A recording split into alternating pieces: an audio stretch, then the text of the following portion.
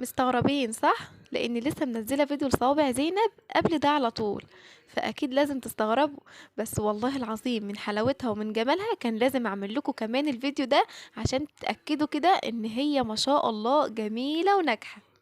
الفيديو ده مش فيه الطريقة في الفيديو اللي قبله على طول، بس أنا كده حبيت أعملها تاني ببواقي الشربات وكمان بواقي الزيت اللي فضل معايا من المرة اللي فاتت.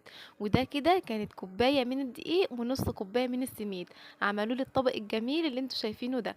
روحي يلا شوفي على طول مكوناتها عملناها ازاي، كل حاجة بتفاصيلها في الفيديو اللي قبل ده على طول. ما شاء الله ناجحة ومقرمشة وشاربة شرباتها، وبجد كده حكاية. وكمان السر في معلقة النشا ما شربتش زيت خالص، وكمان خليتها كده مقرمشة من بره وحلوة وطعمة بجد والله العظيم. إيه ما شاء الله، شايفين لونها جميل ازاي، وشايفين طعمها بجد، يعني هو أصلًا لونها بيتكلم عن طعمها من غير ما تدوقيها.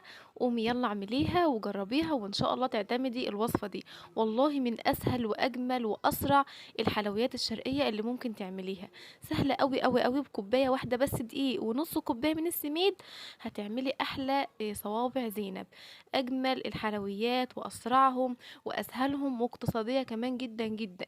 يعني مش هتحتاجي زيت كتير، مش هتحتاجي سمنة كتير ولا دقيق كتير ولا كمان زيت كتير ولا سكر كتير، حاجات بسيطة أوي تعملي لِك كده طبق بحاله كده من صوابع زينب، وتاكلي بقى منه زي ما أنتِ عايزة، وبجد، بجد والله العظيم زي المشارية بالضبط ويمكن أحسن كمان، على إيديكِ كده وعارفة أنتِ عاملاها إزاي، أنضف كده وأضمن.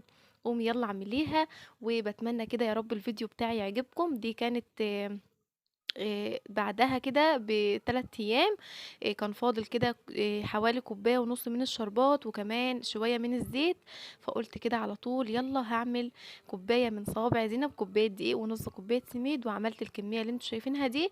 طبعًا ما عملتش شربات لإن الشربات كان موجود عندي، وكمان كان في شوية زيت قالية فيهم قبل كده، فده كده من البواقي ما شاء الله بجد عامل لي طبق حلو كده. يالّا كده لو أول مرّة تشوفي قناتي ما تنسيش تحطّي اشتراك حلو كده وتفعّلي زر الجرس على الجميع، عشان إن شاء الله أي فيديو أنزّله يوصل لِك بيه إشعار وتستفادي منّه ولو بمعلومة بسيطة جدًا. وطبعًا بارحّب بكل إخواتي وحبايبي اللي نوّروني وفرّحوني على القناة، ربنا يكبر خواطركم جميعًا يا رب، اللهم آمين يا رب العالمين.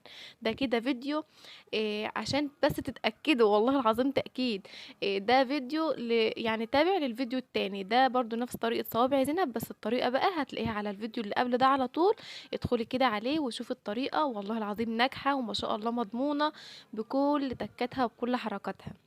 تعالوا بقى أما أقول لكم على الطريقة كده أو على مكوناتها على السريع. أول حاجة كده كوباية من الدقيق منخولة كويس، وعليها نص كوباية من السميد، وعليها كده معلقة صغيرة من النشا، وعليها ربع معلقة صغيرة من الخميرة ورشة الملح، وكمان 3 معالق من الزيت، وبسيتهم كويس جدا، ونص كوباية مية وعجنتها وشكلتها بقى بالطريقة اللي انتوا شايفينها دي، وقليتها في الزيت وقوم الزيت على طول على الشربات البارد. وبألف هنا وشفا على قلوبكم، اللهم آمين.